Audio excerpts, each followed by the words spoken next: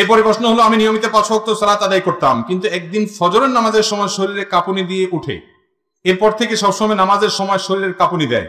এই কারণে আমি নামাজ ও অন্যান্য ইবাদত করতে পারি না। এই বিষয়ে আমি অনেক চিকিৎসক দেখিয়েছি, কিন্তু অবস্থার কোনো পরিবর্তন হয় না। আমার করণীয় কি? এটা বেশিরভাগ সম্ভাবনা হলো ব্ল্যাক ম্যাজিক বা দুষ্ট জিনের ভয়ঙ্কর কোনো উপদ্রবের কারণে হতে পারে। এরকম হয়েছে কিনা সেজন্য কোরআন এবং হাদিসের আলোকে যারা ঝাড়ফুঁক করেন সে সমস্ত রাকিদের শরণাপন্ন হতে হবে। রাকিদের ঝাড়ফুঁকের মাধ্যমে এই ধরনের রোগী খুব দ্রুত শনাক্ত হয়ে যায়। আমি এরকম এক রোগী দেখেছি যে তিনি আজান শুরু হয়ে গেলে পাগলের মতো ছোটাছুটি করতে থাকে এবং তার শরীরটা লোহার মতো শক্ত হয়ে যায়, টাইট হয়ে যায়, টিপ দিলেও আঙ্গুল ঢুকে না। আমার বাসায় আসছে একবার, ভয়ঙ্কর অবস্থা। উনি প্রবাসে ছিলেন, মিডিল ইস্টে, সেখান থেকে আসছে। তো আমি এক রাকির সাথে যোগাযোগ করে দিছি, কারণ আমি নিজে রুকিয়া করি না, জানি না। এই সঙ্গে যারা এক্সপার্ট আছে 2-4 জনকে চিনি, তাদের ঠিকানা দিয়ে দিছি তাদের সাথে যোগাযোগ করার জন্য। এরকম দুষ্টজিন বা ব্ল্যাক ম্যাজিকের কারণে, দুষ্টজিন উপদ্রবের কারণে এরকম অস্বাভাবিক ধরনের সমস্যা অনেক সময় তৈরি হয়। এগুলো থেকে আমরা যেন সবসময় নিজেরা নিরাপদ থাকতে পারি, সেজন্য আমাদের কয়েকটা কাজ করতে হবে। নাম্বার 1, সকাল সন্ধ্যার আমলগুলো নিয়মিত করবেন। আয়াতুল কুরসি, 3 কুল, বিসমিল্লাহিল লাযী লা ইয়াদুররু মা ইসমিহি, এগুলো নিয়মিত পড়বেন সবসময়। বাসার সবাইকে শিখাবেন পড়ার জন্য।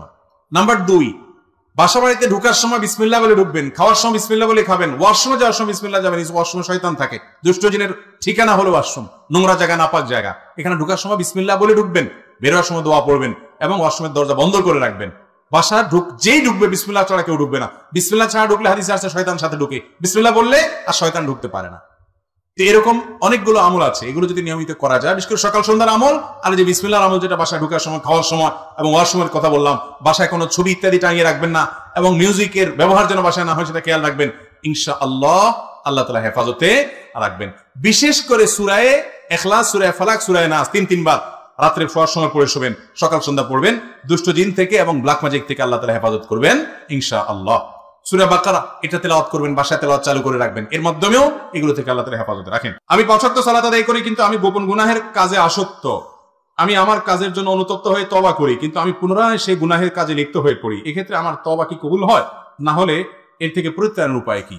গোপন গুনাহের সাথে আমাদের অনেক তরুণ ভাইরা জড়িত, সম্পৃক্ত। এই গুনাহ থেকে বাঁচার জন্য আমি কয়েকটা পরামর্শ সবসময় দেই।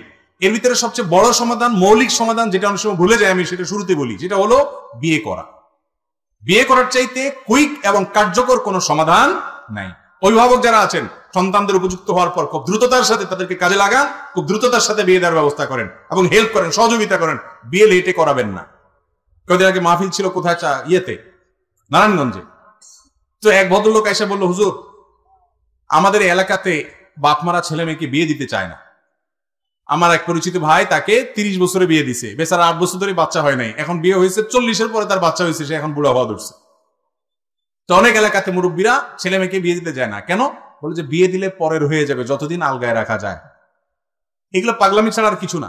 যেটা অমানুষ পরের হবে ওটা এমনিই হবে, আর যেটা মানুষ সেটা বিয়ের পরেও থাকবে। আর বাবা মা বিয়ে দিতে দেরি করার কারণে সন্তান যদি গুনাহে লিপ্ত হয়, তার দায়ভার তাকে বহন করতে হবে। এই জন্য গোপন গুনাহ থেকে বাঁচার জন্য আপনাদের সন্তানরা তলে তলে কত পাপে জড়াচ্ছে আপনি জানেন না। আপনিও পাপী হবেন যদি আপনি অবহেলা করেন তার বিয়ে দেওয়ার ক্ষেত্রে। কোন রকম ডাল ভাতের ব্যবস্থা করতে পারে ছেলে, কোন রকম উপার্জন শুরু করছে, আল্লাহর নাম নিয়ে তাকে বিয়ে দিয়ে দেন এবং তার চরিত্র রক্ষা করেন। সন্তানের চরিত্র দুনিয়ার যে কোনো সম্পদের চাইতে দামি। অনেক বাপমার কাছে চরিত্রের দাম নাই, শুধু পয়সার দামটা আছে তাদের কাছে, আছে না নাই? এইসব বাপমা কপাল পড়া। বিধায় যুবকরা এই গোপন গুনাহ থেকে বাঁচার জন্য বিয়ে শাদী দ্রুত করতে হবে। আর দ্বিতীয়ত যে কাজ করতে হবে তা হলো যথাসম্ভব স্মার্টফোন ত্যাগ করতে হবে। 4 মাস 6 মাসের জন্য এই ফোন বিক্রি করে ফেলান, একটা বাটনওয়ালা ফোন নেন, সিম লাগান, কোন রকম চলেন, নেট ছাড়া বাঁচবেন, কিচ্ছু হবে না। মনে হয় যে হায় হায়, বলে কি হুজুর, ফেসবুক ইউটিউব ছাড়া জীবন রক্ষা হবে? মরেই তো যাব। মরবেন না। করে দেখেন, হিম্মত করেন, সাহস করেন, সব সহজ হবে। 3-4 মাস এভাবে করেন, দেখবেন সহজ হবে ইনশাআল্লাহ। তওবা করার পরে যদি না করতে পারেন, আল্লাহ রাব্বুল আলামিনের কাছে মাপ চান যে আল্লাহ, লক্ষণ ভালো না যে তওবার পরে তওবা ভঙ্গ হয়ে যাচ্ছে, কিন্তু নিরাশ হবেন না, আশা হারাবেন না। আল্লাহ যে আপনাকে অনুতপ্ততা দিচ্ছেন, আপনার ভিতরে অপরাধ বোধ জাগ্রত হচ্ছে, খারাপ কাজ করছেন এটা যে বুঝতে পারছেন, এটাও একটা ভালো লক্ষণ। আল্লাহ তাআলা একসময় ছাড়ার তৌফিক দিবে ইনশাআল্লাহ। এরপরে প্রশ্ন হলো, মালাকুল মউত ফেরেশতা কি একজনই? যদি তিনি একজনই হয়, তাহলে একই সময় পৃথিবীর বিভিন্ন স্থান থেকে মানুষের জান কিভাবে কবজ করে? মাশাআল্লাহ, মালাকুল মউত তিনি একা, কিন্তু তার সাথে বিশাল আল্লাহর দেওয়া বাহিনী আছে। মালাকুল মউত তিনি অদৃশ্যের জগতের বাসিন্দা, আলমুল গায়েব বলা হয় এটাকে। আমরা দৃশ্যমান জগতের বাসিন্দা।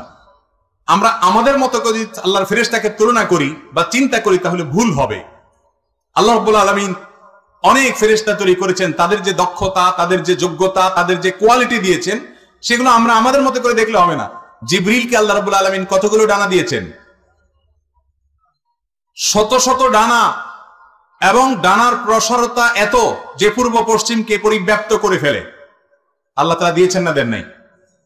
তো তিনি যা পারেন আমরা তা পারি না। আমরা একা হলে যেটা পারি, ফেরেশতারা একা হলে তার চাইতে হাজারো লক্ষ কোটি বা অগণিত গুণ বেশি পারেন। তাছাড়া মালাকুল মউতের সাথে নিয়োজিত আল্লাহর অনেক ফেরেশতারা ডিউটি পালন করে, তিনি একা না, তিনি তাদের গ্রুপ লিডার। বিধায় কিভাবে সবার রূহ কবজ করে এটা নিয়ে আমার টেনশন, আপনার টেনশন না করলেও চলবে।